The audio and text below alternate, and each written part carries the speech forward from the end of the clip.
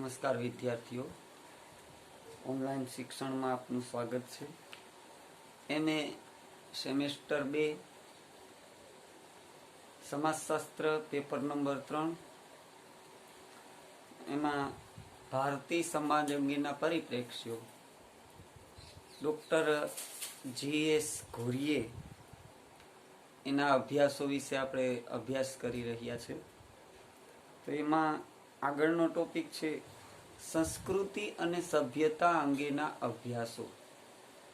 Doctor GS ઘોરીએ સંસ્કૃતિ અને સભ્યતા અંગે પણ સંશોધન કરી અને અભ્યાસો કરેલા છે. એમાં જોઈએ તો તેમણે ભારતીય પર સંસ્કૃતિને લગતા અભ્યાસો પણ કરેલા છે. વેણુગોપાલ નોંધે તેમ ઘોરીએ તેમના અમુક લખાણોમાં માનવ જગત, મૂર્તિ વિદ્યા, મૂલ્યો વચ્ચેના આંતર સંબંધો છે એ સ્પષ્ટ કરેલા છે. બરોબર, તો એ બાબત છે એ પણ જોવા મળે છે. ત્યારબાદ માનવ જગત કોઈ વિશિષ્ટ સિદ્ધાંતોનો વારસો મેળવે છે. ઘોરીએ સ્પષ્ટ કરેલું છે કે માનવ જગતમાં વિશિષ્ટ સિદ્ધાંતોનો વારસો મેળવે. મૂર્તિ વિદ્યા માનવ જગતની કળાનો અમુક પ્રકાર પણ વ્યક્ત કરે. સાંસ્કૃતિક મૂલ્યો માનવ જગતમાંથી મળતા હોય, રોજિંદા જીવનમાં એ વ્યક્ત થાય છે કે આ જે મૂલ્યો છે ને એ એક રોજિંદા જીવનમાં આપણને વ્યક્ત થતા જોવા મળે છે. ત્યારબાદ ઘોરીએની દ્રષ્ટિએ ભારતના સંદર્ભમાં આ ત્રણેય વચ્ચે પારસ્પરિકતા રહેલી છે કે આ બધી બાબતો છે એમાં ક્યાંક ને ક્યાંક આપણે પારસ્પરિકતા જોવા મળે. પ્રોફેસર નાગલા એ નોંધે કે સંસ્કૃતિનો વિકાસ અને તેના સંચયની ઢબ અંગે બે વિરોધાભાસી મત છે.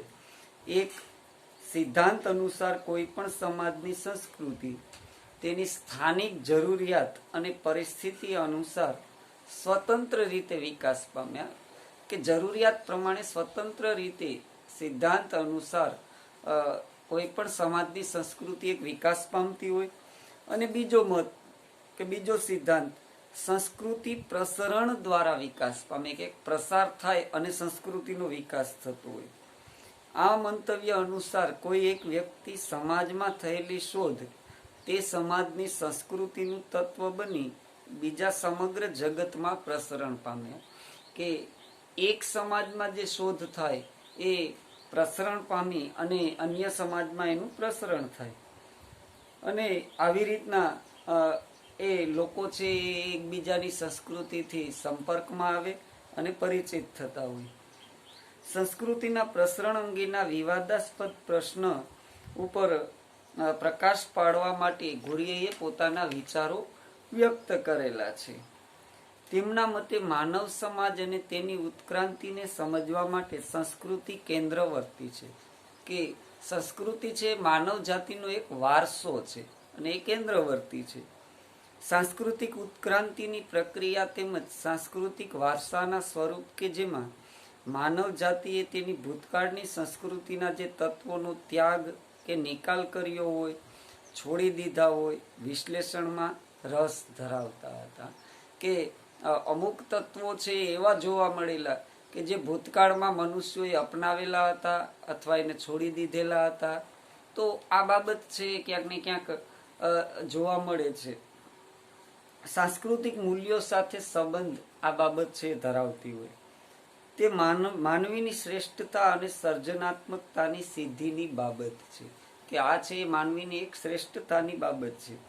નવી સંસ્કૃતિનું સર્જન કરતી વખતે જૂની સંસ્કૃતિના ઉત્તમ તત્વોનું જતન કરવાની માનવીની શક્તિને માં ઘોરીએને વિશ્વાસ હતો કે નવી સંસ્કૃતિના ઉત્તમ તત્વો છે એનું જતન કરવું, બરોબર, એમાં ડૉક્ટર GS ઘોરીએને વિશ્વાસ હતો.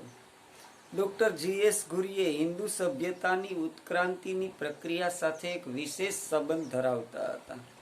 હિન્દુ સભ્યતા માટે સંકુલ સભ્યતા પરિભાષા પ્રયોજી છે, કે એક સંકુલ સભ્યતા એવી પરિભાષા છે ઘોરીએ આપેલી છે. આ સંદર્ભમાં એવી માન્યતા હતી કે સંસ્કૃતિના પ્રસરણની પ્રક્રિયા કરતા પર સંસ્કૃતિ કરણની પ્રક્રિયા વધુ પ્રસ્તુત છે.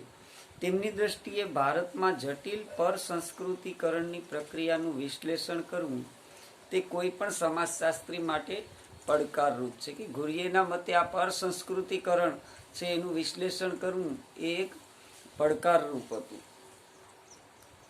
તેમના મતે આધુનિક સભ્યતા એક સહિયારો વારસો છે અને સભ્યતા માનવ જાતિનો એક સામૂહિક પ્રયાસ છે. કે સભ્યતા હોવી જોઈએ અને એક માનવ જાતિનો એક સામૂહિક પ્રયાસ છે.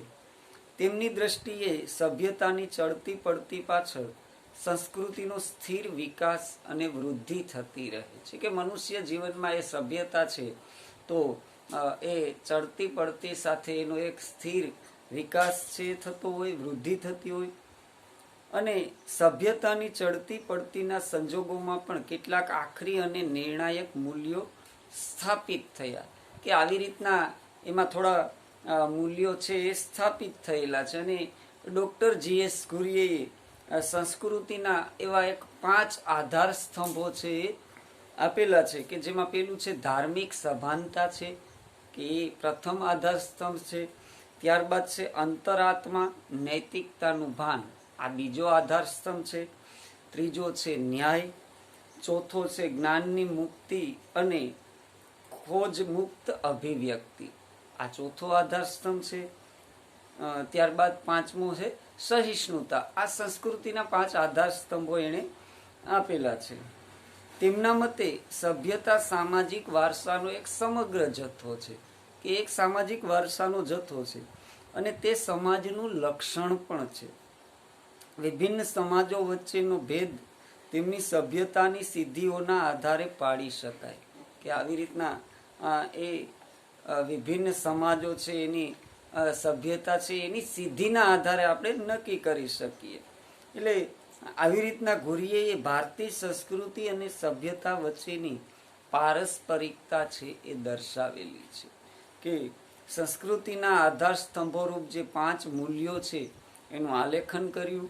ત્યારબાદ સભ્યતાના સ્વરૂપ અને એક સર્વસામાન્ય તારણો છે એ તારવ્યા છે. તો આવી રીતના સંસ્કૃતિ વિશેના અભ્યાસો છે એમાં એણે આધાર સ્તંભો આપેલા છે અને ત્યારબાદ એના ઉપરથી એણે અમુક તારણો પણ તારવ્યા છે. કે એમાં આજ પર્યંત કોઈ સમાજ એવો નથી જેની સભ્યતાનો પૂર્ણ વિકાસ થયો હોય. કે આજ સુધીમાં કોઈ એવો સમાજ નથી જેની સભ્યતાનો પૂર્ણ વિકાસ થયો. ત્યારબાદ અવિરત પ્રગતિના નિયમ અનુસાર સભ્યતાનો વિકાસ છે થતો રહે છે. એક અવિરત પ્રગતિ છે એના નિયમ અનુસાર વિકાસ થતો રહે. સભ્યતાના નો કોટિક્રમ મૂલ્યો સાથે સંબંધ દર્શાવે. કે સભ્યતાનો જે કોટિક્રમ છે એ મૂલ્યો સાથે સંબંધ દર્શાવે. ઉચ્ચ સભ્યતામાં માનવતાવાદી અને સાંસ્કૃતિક મૂલ્યો વસ્તીના વિશાળ ભાગ દ્વારા સ્વીકૃત બનશે. કે જે સાંસ્કૃતિક મૂલ્યો છે એ વસ્તીના વિશાળ ભાગ દ્વારા એક સ્વીકૃત બનશે. તો આવી રીતના એણે તારણો આપેલા છે. કે ઉચ્ચ કે નિમ્ન પ્રત્યેક સભ્યતા કેટલીક વિશિષ્ટ ખાસિયતો પણ ધરાવે છે. કે ઊંચી સભ્યતા, નિમ્ન સભ્યતા તો એ પોતાની કેટલીક વિશિષ્ટ ખાસિયતો પણ ધરાવતી હોય. તો ડૉક્ટર G.S. ઘુરિયેએ આવી રીતના સંસ્કૃતિ વિશેનો અભ્યાસ પણ કરેલો છે. ત્યારબાદ જોઈએ તો ત્યાર પછીનો ટોપિક છે રાષ્ટ્રીય એકતા અને સુગ્રથન અંગેના અભ્યાસો. કે આ બાબતમાં પણ એણે પોતાનું સંશોધન છે કરેલું છે. તો એમાં જોઈએ તો ભારતમાં જ્ઞાતિ અને જાતિ, તથાકથિત આદિવાસીઓ, તેમના ભાવિ અંગેના લખાણોમાં ઘુરિયેએ આવો રસ દાખવ્યો. કે આ બધી બાબતોમાં પોતાના સંશોધનનો રસ છે જોવા મળે છે. અને ત્યારબાદ એમાં પોતાના મંતવ્યો છે રજૂ કરેલા. સમકાલીન ભારતીય સમાજમાં અશાંતિ ઊભી કરતા પ્રવાહો તેમના રસનો આ વિષય પુનઃ જાગૃત કર્યો. કે જે સમકાલીન ભારતીય સમાજ છે તો એમાં ક્યાંક ને ક્યાંક અશાંતિ ઊભી થતી હોય તો ઘુરિયેએ આના વિશે પણ અભ્યાસ કરેલો છે અને એણે પોતાના પુસ્તકમાં એની નોંધ કરેલી છે. આ લખાણો પૈકીના છેલ્લા 3 ગ્રંથોમાં સામાજિક કે સાંસ્કૃતિક કક્ષાએ એકતાની સમજૂતી આપવા માટે સૈદ્ધાંતિક માળખું વિકસાવ્યું હતું કે એણે કુલ 6 ગ્રંથો લખેલા છે. તો એમાં જે અંતિમ છેલ્લા 3 ગ્રંથો છે તો એમાં સામાજિક અને સાંસ્કૃતિક કક્ષાએ જે એકતાની સમજૂતી આપી અને ત્યારબાદ એક માળખું વિકસાવેલું છે. તેમના નિબંધ ભારતીય એકતામાં ઐતિહાસિક પરિપ્રેક્ષ્યમાં એકતાનું નિરૂપણ કરેલું છે કે એણે જે નિબંધ લખેલો છે ભારતીય એકતા, તો એમાં પણ એણે નિરૂપણ કરેલું છે.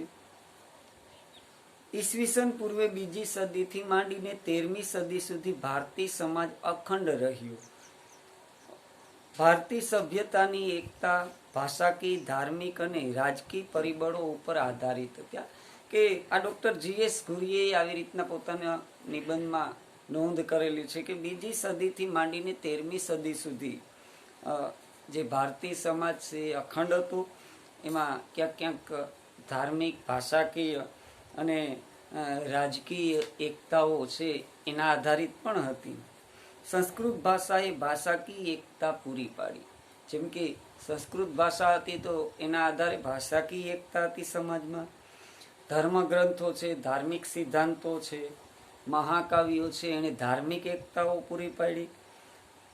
ઘુરીએના મતે ભારતની આ એકતા ઇસ્લામિક વિજય સાથે અદ્રશ્ય થવા લાગ્યા કે એની પોતાના પુસ્તકમાં નોંધ કરેલી છે કે જેમ જેમ ઇસ્લામનો વિકાસ થતો ગયો એમ આ એકતા છે ધીમે ધીમે અદ્રશ્ય થવા લાગી. અગાઉના વિજયો એ ભારતીય એકતા ઉપર ઊંડી અસર ઉપજાવી નહોતી, પરંતુ ઇસ્લામિક વિજય અને વર્ચસ્વએ હિન્દુ સમાજને અસ્થિર બનાવી દીધો અને તેના પડઘા પડતા રહ્યા કે આગળ પણ આવી રીતના ઘણી બધી બાબતો હતી, ઘણી બધી સંસ્કૃતિઓ હતી, પણ એની અસર ન થઈ. પરંતુ જેમ જેમ ઇસ્લામનું પ્રસરણ વધતું ગયું તો એની અસર લાંબા ગાળાની હતી અને એના પડઘા છે એ છેક સુધી જોવા મળેલા. ભારતમાં સામાજિક અને રાષ્ટ્રીય એકતાની સમસ્યાના થયેલા અભ્યાસોમાં ભારતમાં સામાજિક તંગદિલી ઉલ્લેખનીય છે કે સામાજિક તંગદિલી છે એ ભારતમાં આપણને જોવા મળે છે. તેમાં રાષ્ટ્રીય એકતાની સમસ્યાના વ્યાપક સમાજશાસ્ત્રી પાસાનું વિશ્લેષણ કર્યું. આ અભ્યાસનો હેતુ સ્વતંત્ર ભારતમાં કોમી, રાજકીય અને ધાર્મિક તંગદિલી તપાસવાનો હતો કે આ અભ્યાસનો મુખ્ય હેતુ તો કે જે કોમી રમખાણો છે, જે રાજકીય અને ધાર્મિક તંગદિલીઓ વારંવાર ઉદ્ભવે છે તો એ તપાસવાનો હતો. આ અભ્યાસમાં તેમણે અમદાવાદમાં થયેલ કોમી રમખાણોને અનુલક્ષીને વસ્તી વિષયક માહિતીનો પણ ઉપયોગ કરેલો છે. અનુસૂચિત જાતિઓમાં સુગ્રથનના રાજકીય અને સામાજિક પરિણામો પણ તપાસ્યા છે કે આવી રીતના G.S. ઘુરીએ અનુસૂચિત જાતિ છે તો એના રાજકીય અને સામાજિક પરિણામો છે એની પણ તપાસ કરેલી છે. ત્યારબાદ આ ગ્રંથમાં તેમણે નોંધ્યું કે મધ્ય ભારતની ઘણી ખરી આદિજાતિઓ ઓછે વધતે અંશે હિન્દુ સમાજમાં ભળી ગઈ કે ઘણી બધી આદિજાતિઓ છે હિન્દુ સમાજમાં ભળતી ગઈ. આમાંની કેટલીક આદિજાતિઓ હિન્દુ સમાજમાં યોગ્ય રીતે સુગ્રથિત થયેલી છે અને ઘણી ઘણી આદિજાતિઓ છે શિથિલ રીતે સુગ્રથિત થયેલી જોવા મળે. માત્ર ડુંગરાળ અને જંગલ વિસ્તારોમાં રહેતા આદિવાસી જૂથો હિન્દુ સમાજમાં અપૂર્ણ રીતે સુગ્રથિત થયેલા છે કે જે ડુંગરાળ વિસ્તારમાં રહે છે એવા આદિવાસી જૂથો છે એ ક્યાંક ને ક્યાંક શિથિલ સ્વરૂપે સુગ્રથિત થયેલા જોવા મળે છે. તેમના મતે સામાજિક તથ્ય એ છે કે હિન્દુ સમાજની ઘણી જ્ઞાતિઓ કરતા આદિવાસી ધર્મ અને સંગઠનને વધુ વળગી રહ્યા છે કે આદિવાસી છે એ ધર્મ અને સંગઠનને વધારે વળગી રહ્યા છે. આ એક ડોક્ટર G.S. ઘુરીએનો મત છે. ભારત કઈ દિશામાં કઈ તરફ જેવા પ્રશ્નાર્થ સૂચક શીર્ષક હેઠળ તેમણે તેમના ગ્રંથ વેધર ઇન્ડિયામાં રાજકીય સુગ્રથનનો અભ્યાસ પણ કરેલો છે કે કઈ દિશા તરફ ભારત છે, શા માટે, આવા શીર્ષક ઉપર પણ એને ગ્રંથ લખેલો છે. આમાં કેન્દ્ર રાજ્ય સંબંધો અંગે સુગ્રથનાત્મક દ્રષ્ટિબિંદુથી પોતાના મંતવ્યો છે રજૂ કરેલા છે. ત્યારબાદ તેમના મતે વિભિન્ન જૂથો સમાજમાં સુગ્રથનાત્મક ભૂમિકા ભજવે તે માત્ર અમુક હદ સુધી જ સાચું છે. કે જે જૂથો છે એ સમાજ માટે ભૂમિકા ભજવે એ અમુક હદ સુધી જ એમાં સત્ય આપણને જોવા મળે. આવા જૂથોના સભ્યો જ્યારે પોતાના જૂથ સાથે વધુ પડતી વફાદારીની ભાવના ઘડે, રાષ્ટ્રહિતની અવગણના કરે, ત્યારે રાષ્ટ્રીય એકતા માટે જોખમ કે સંકટરૂપ બને છે. કે આવા જૂથો છે જ્યારે રાષ્ટ્રહિતની વાત ન કરતા પોતાના જૂથની જ્યારે વાત કરે અને એનું હિત ઈચ્છે ત્યારે એક રાષ્ટ્રીય એકતા માટે ક્યાંક ને ક્યાંક આપણને સંકટ સ્વરૂપે જોવા મળે છે.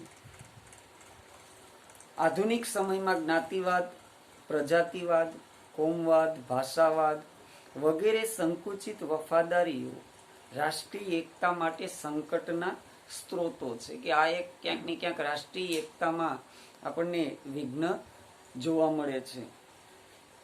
ત્યારબાદ ઘુરિયેના મતે ભારતમાં સાંસ્કૃતિક એકતાનું ઘડતર મહદઅંશે બ્રાહ્મણીય પ્રયાસોનું પરિણામ છે. હિન્દુ સમાજની બધી મુખ્ય સંસ્થાઓ બ્રાહ્મણોમાં ઉદ્ભવી અને ધીમે ધીમે સમાજમાં અન્ય જૂથોએ અપનાવી હતી. આ પ્રક્રિયાને પર સંસ્કૃતિકરણ નામ આપ્યા. કે મુખ્યત્વે બ્રાહ્મણો દ્વારા જે સંસ્કૃતિકરણ છે એનો ઉદ્ભવ થતો જોવા મળે દરેક સંસ્થામાં, અને એ ત્યારબાદ અન્ય સમાજોમાં એ સંસ્કૃતિ જોવા મળે. એટલે આ એક પર સંસ્કૃતિકરણની પ્રક્રિયા જોવા મળે. તો આ પ્રક્રિયાને પર સંસ્કૃતિકરણ નામ આપ્યું અને એ મૂળભૂત રીતે એક માર્ગી હતી, જેમાં બ્રાહ્મણોના વિચારો અને સંસ્થાઓ ધીમે ધીમે બિન બ્રાહ્મણોમાં પ્રવેશ્યા. તો આવી રીતના એકતાની સમસ્યા અને ભાવિ સંભાવનાઓનું વિશ્લેષણ પણ કર્યું છે. કે આવી રીતના સંસ્કૃતિકરણનો અભ્યાસ કરીને એકતાની ક્યાં ક્યાં સમસ્યા ઉદ્ભવે અને એમાં ભાવિ સંભાવનાઓ કઈ છે એ પણ વિશ્લેષણ GS ઘુરિયેએ કરેલું છે. ઘુરિયેની દ્રષ્ટિએ ભારતમાં રાષ્ટ્રીય સાંસ્કૃતિક એકતા માટેનો પાયો વર્ષો પૂર્વે હિન્દુઓ દ્વારા નખાયો અને તેનું જતન કર્યું. તેમના મતે સમાજ અલગતા ધરાવતી વ્યક્તિઓનો જમાવ નથી, પરંતુ જૂથ જીવન જીવતી વ્યક્તિઓનો બનેલો છે. કે સમાજ છે કોઈ અલગ વ્યક્તિઓનો નથી, જૂથમાં જે જીવન જીવે છે એનો એવી જીવતી વ્યક્તિઓનો બનેલો છે, જે વ્યક્તિ અને સમાજ વચ્ચેનો સેતુ છે. કે આવી રીતના ઘુરિયેએ છે પોતાના વિચારો છે પોતાના અભ્યાસમાં રજૂ કરેલા છે. તો અહીં આપણે જે ડૉક્ટર GS ઘુરિયેના અભ્યાસો જે છે એ પૂર્ણ થાય. હવે પછીનો જે આપણો આગળનો ટોપિક છે એ આગળના લેક્ચરમાં આપણે તપાસ એના મુદ્દાઓની ચર્ચાઓ છે કરીશું.